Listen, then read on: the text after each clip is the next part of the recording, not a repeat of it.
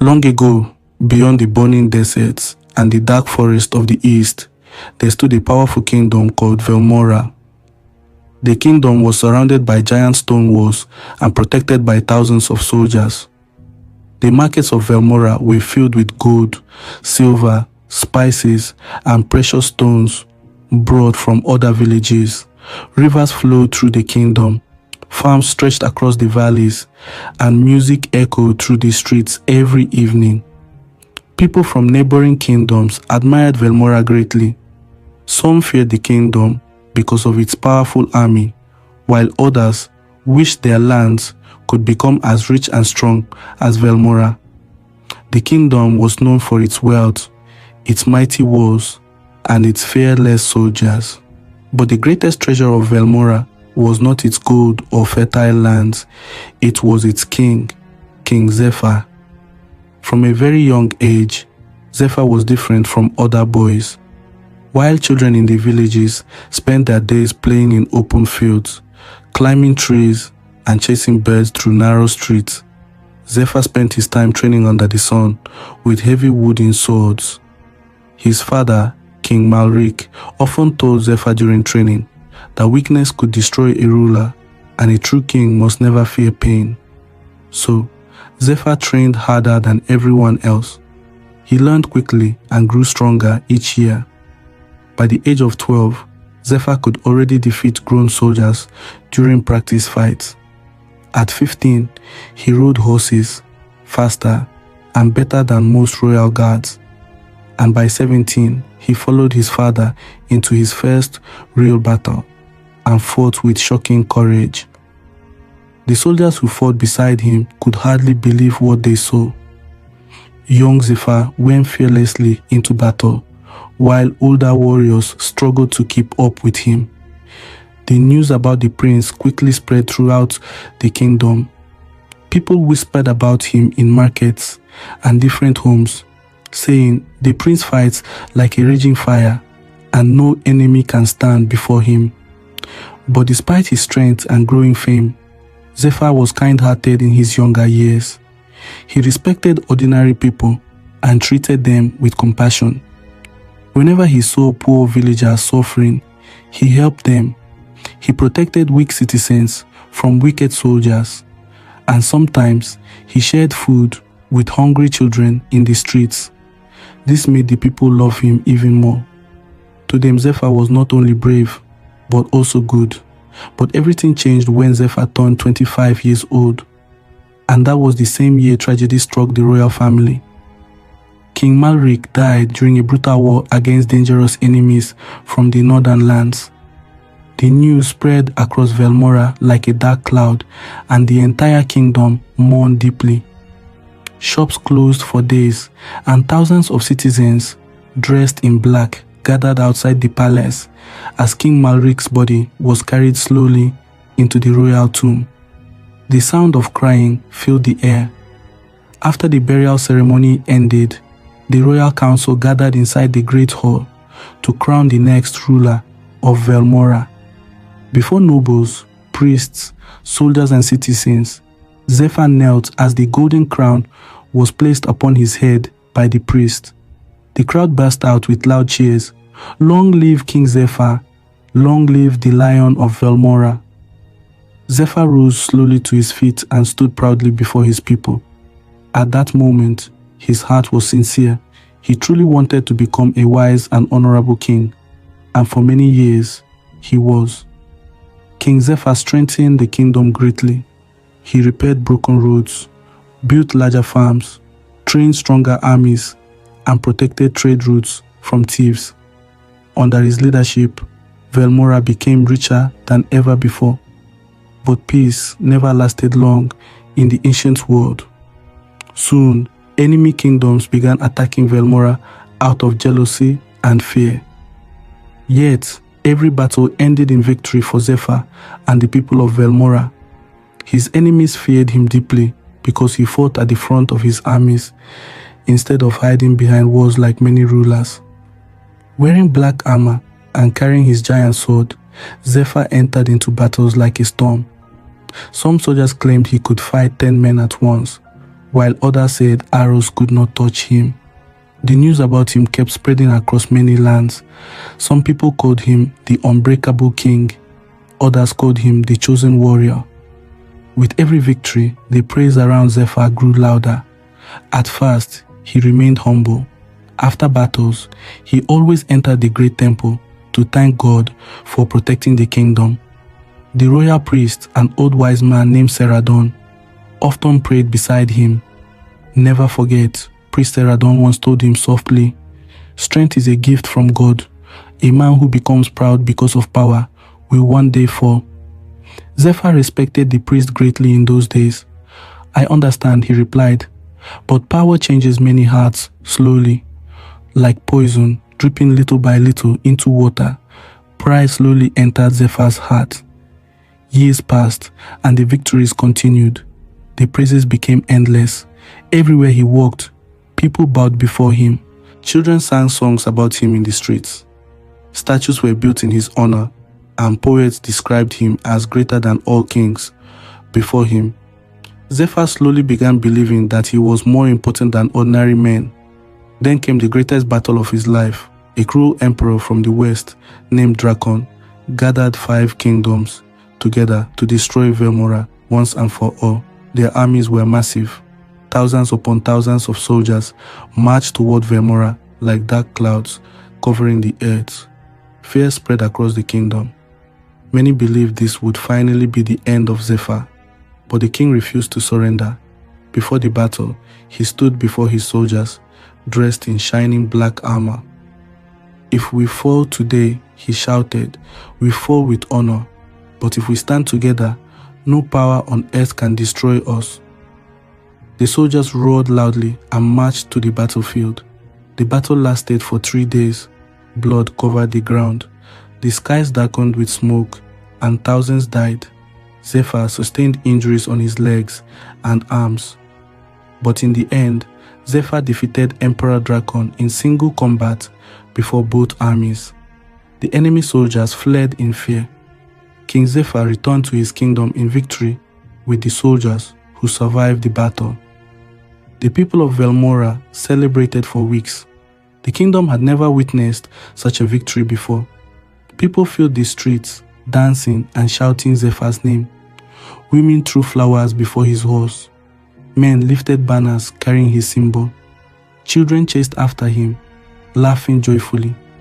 That night, during a great celebration inside the palace, nobles praised him endlessly.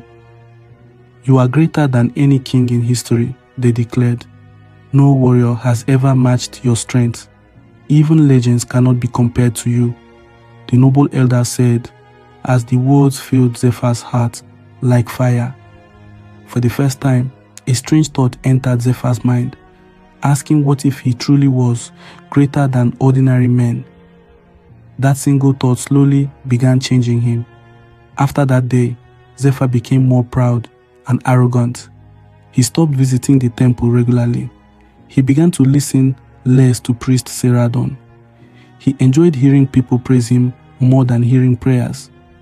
One evening, while standing on the palace balcony overlooking the city, Zephar watched thousands of citizens cheering below him. Torches filled the streets like rivers of fire. "Zephar, Zephar, Zephar." The sound shook the night air.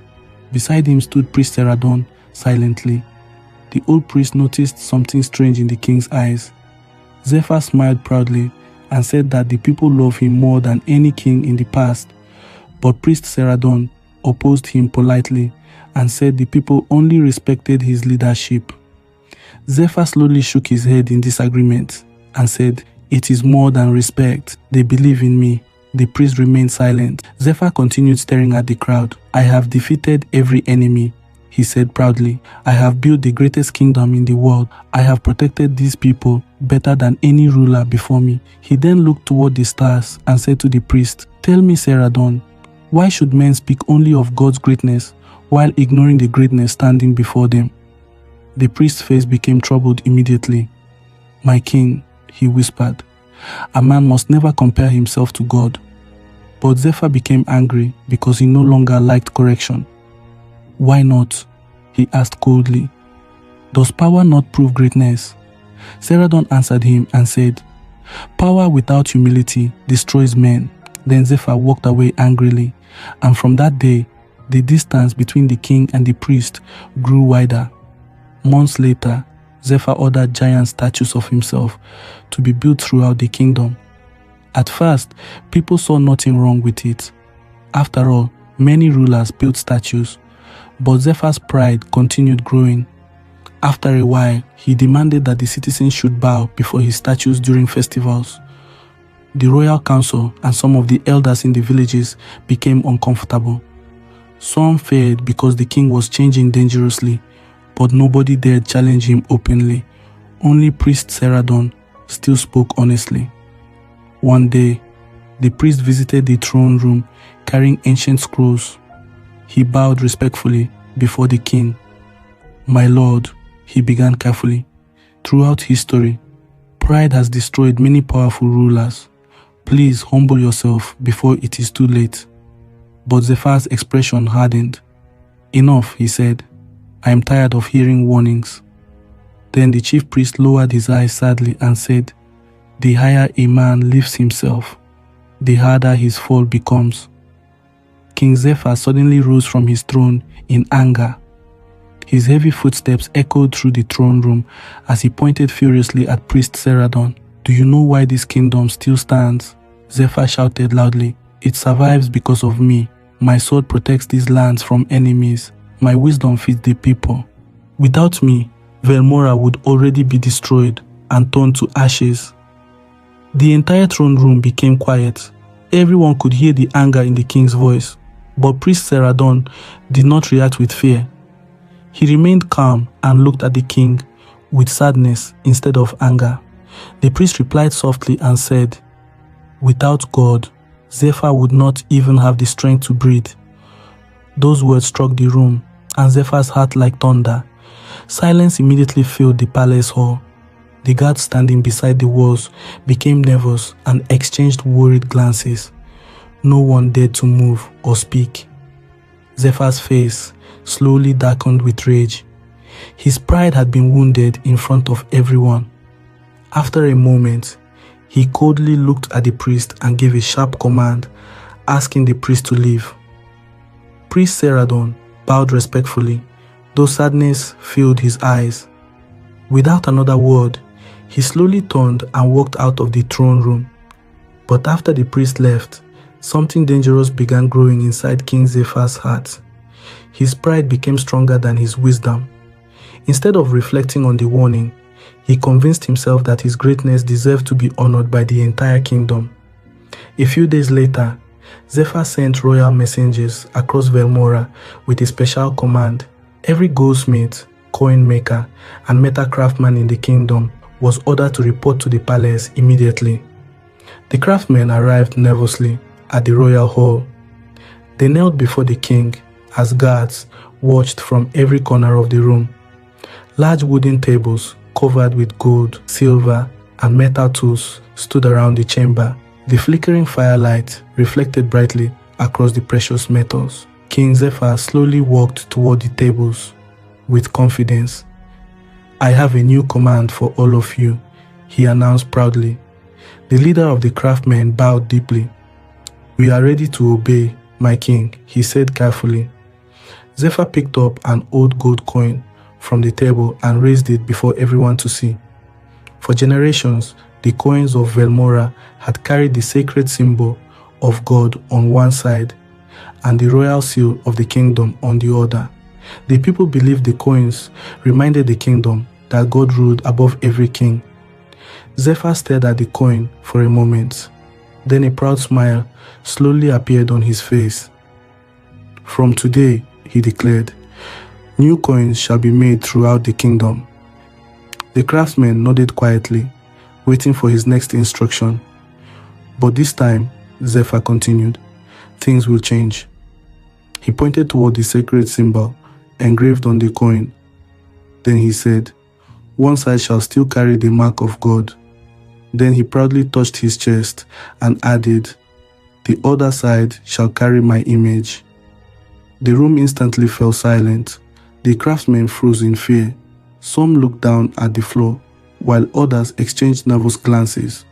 Nobody dared to speak because they understood how dangerous the king's command truly was. At that very moment, priest Saradon entered the hall and heard the king's words. Shock immediately filled his face. "My king, you must not do this," the priest said as he stepped forward quickly. But King Zephar slowly turned toward him, his eyes filled with irritation. "You dare challenge my command again?" the king asked coldly. But Saradon stood his ground, even though everyone else remained silent in fear. "This is a dangerous pride," the priest warned, and said, "No mortal man should ever place himself beside God." King Zephar suddenly laughed, but there was bitterness and pride in his voice. "Beside God?" he repeated mockingly. Then he said, "I am only allowing the people to honor the king who protects them." Priest Saradon looked at the king and replied calmly, "The people already honor you, my king, but worship belongs to God alone." Those words pushed Zephar beyond his patience. "I am King Zephar," he roared angrily, "the greatest ruler alive. My enemies tremble before me. My people praise my name everywhere. I have earned my place in history." The throne room became tense and silent. Priest Saradon lowered his head slightly, deeply disappointed by the pride growing inside the king. "A man who lifts himself too high," the priest warned softly, "invites destruction upon himself." "Enough!" Zephar shouted as he turned toward the frightened craftsmen standing nearby and said, "You will make the coins exactly as I commanded." The craftsmen were terrified. None of them dared to disobey the king, so they bowed their heads and obeyed his order. For many weeks, the royal mint burned day and night. Fires glowed endlessly as workers melted gold and silver to create thousands of new coins, carrying King Zephar's image beside the sacred symbol of God. Soon, the new coins spread throughout every corner of Velmora as the guards and some of the chiefs distributed them to traders and the people all over the villages. At first, many people admired them. The designs were beautiful and carefully crafted. Some citizens proudly carried the coins everywhere they went. Others even kissed the coins before spending them, believing they honored their powerful king. But not everyone felt peace about the change. In crowded markets and quiet streets, older citizens whispered nervously among themselves. "This feels wrong," some murmured. "No man should place himself beside God," others warned.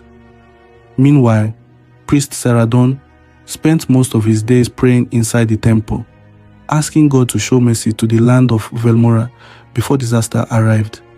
But then, little by little, the disasters began. At first, the signs seemed small.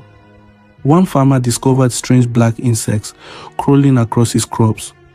The following morning, another farmer woke up and went to his farmland. On getting to the farm, he discovered that his entire farm was destroyed overnight by insects. Within days, massive swarms of insects filled the skies of Velmora. They came in numbers no one had ever seen before. The insects covered farms, trees, rooftops, and rivers. Crops disappeared rapidly as the insects devoured everything on the land. Farmers screamed helplessly, while years of hard work vanished within hours. Children cried in fear as black insects covered the sky above their villages. Panic quickly spread across the kingdom. The royal council rushed into the palace to warn the king.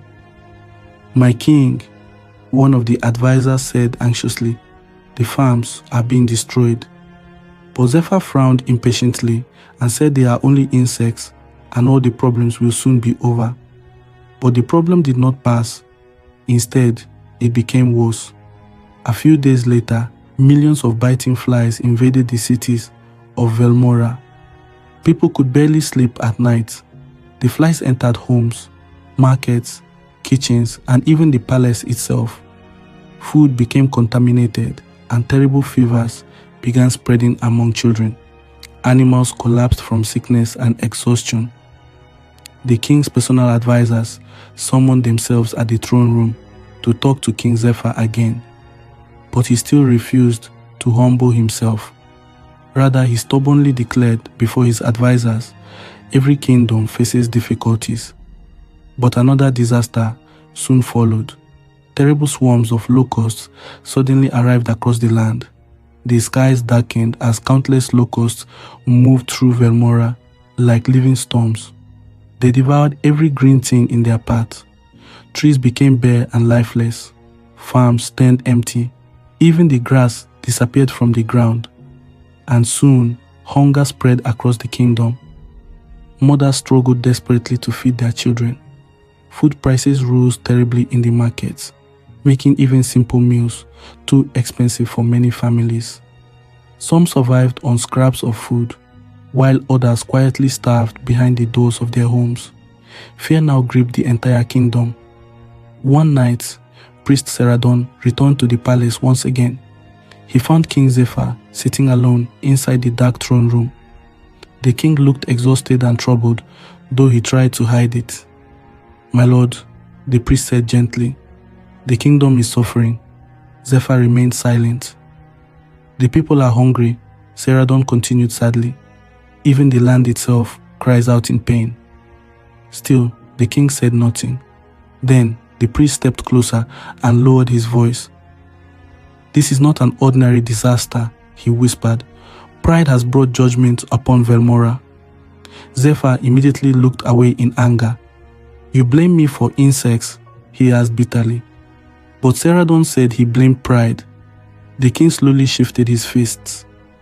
"I built this kingdom," he muttered, but the priest replied calmly, "You cannot command the skies, the rivers, or even the insects." Those words stayed inside Zephar's mind long after Seradon left the throne room. But even then, the king's pride still refused to completely break. Then came another terrible disaster. A deadly sickness suddenly spread through the cattle and horses of Velmora. Animals began dying everywhere across the kingdom without warning. Dead livestock covered fields, farms, and roadsides. The smell of death filled the air. People moved around the villages with their hands covering their noses. Trade between cities stopped almost completely, and food became even scarcer than before. Soon, crowds of people gathered outside the palace gates, crying and begging for help. They pleaded with the king to save them and asked God for mercy because their children were starving. But for the first time in many years, King Zephar no longer knew what to say. Deep inside himself, he began to feel powerless. Then, one evening again, a violent storm gathered over Velmora. Dark clouds swallowed the skies above the kingdom. Thunder shook the city walls as heavy endlessly across the land. Inside the palace, frightened servants ran through the halls, while lightning struck towers nearby, filling the kingdom with fear and uncertainty.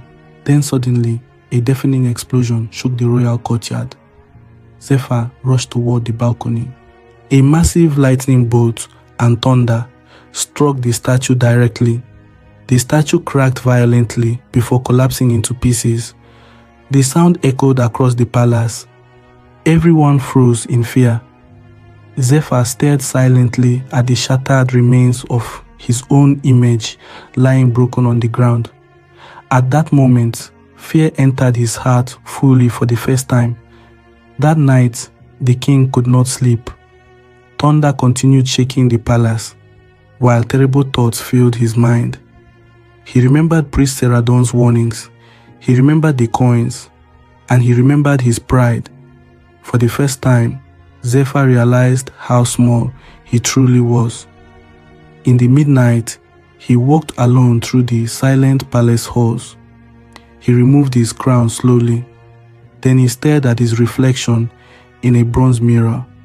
The proud king who once believed himself almost equal to God now looked tired, broken, and afraid. Tears slowly filled his eyes. "What have I done?" he whispered. The next morning, something shocking happened. The gates of the palace opened widely. People gathering outside looked in confusion. Then, King Zephar appeared. But he no longer wore royal robes. He wore simple clothing. He carried no sword. He wore no crown. And for the first time in many years, he walked barefoot like an ordinary man. The people watched silently as the mighty warrior king slowly walked through the streets toward the great temple. Nobody spoke. The proud ruler, who once rode golden horses, now walked humbly through mud and rain. Priest Seradon stood waiting at the temple entrance. When he saw Zephar approaching, sadness filled his eyes. The king entered the temple quietly. Then, before the priests, soldiers, nobles and ordinary citizens gathered there, King Zephar fell to his knees. The entire temple became silent. Tears rolled down the king's face. "I was blinded by pride," he confessed loudly. "I believed my strength made me greater than other men. I forgot that every victory, every breath, and every blessing comes from God alone." Many people began crying quietly. Zephar put his hands in his clothes and removed one of the special coins. He stared at his own face, engraved beside the sacred symbol. His hands trembled. "No man," he said painfully, "should ever place himself beside the Creator." Then he threw the coin onto the stone floor. The coin cracked loudly. Zephar lifted his voice again and ordered the goldsmith and coin maker to destroy every coin bearing his image beside the mark of God and melt them all down. He also asked them to remove every statue built to glorify him, so the people will remember that kings are only men. The temple echoed with silence. Then Priest Seradon stepped forward slowly. The old priest placed his hand gently on the king's shoulder. "A humble heart," he said softly, "is more precious than power." The people bowed their heads in prayer. After that, the king's command was obeyed immediately all over Velmora. Workers destroyed the giant statues. The coins were gathered and melted down. Weeks passed. Then slowly the disasters began fading away. The insects disappeared. The skies cleared. Rain returned gently to the farms. Green plants slowly grew again across the land. Rivers became clean. Animals stopped dying. Food slowly returned to the markets, and hope returned to the kingdom again. Though recovery took time, peace slowly healed Velmora once again. Zephar himself changed forever. He no longer demanded praise from the people. He visited the temple often and listened carefully to wise counsel. He treated poor citizens with greater kindness than before, and whenever people praised his greatness, he answered humbly. Years later, when Zephar became old and gray-haired, young princes often traveled from distant lands to learn from him. They expected to hear stories about battles and victories. Sometimes he told them those stories, but the lesson he repeated most often was different.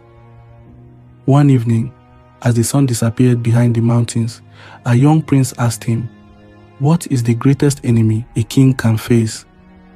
Zephar sat silently for a long moment. Then he answered softly, "Pride."